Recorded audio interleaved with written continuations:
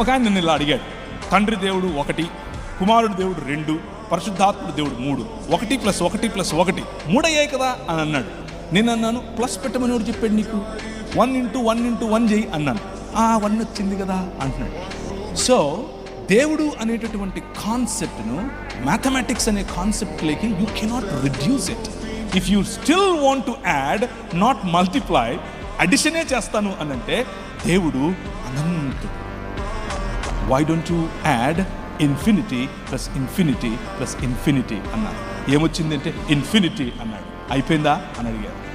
Our God, He reveals Himself in 3 persons, but He is one God.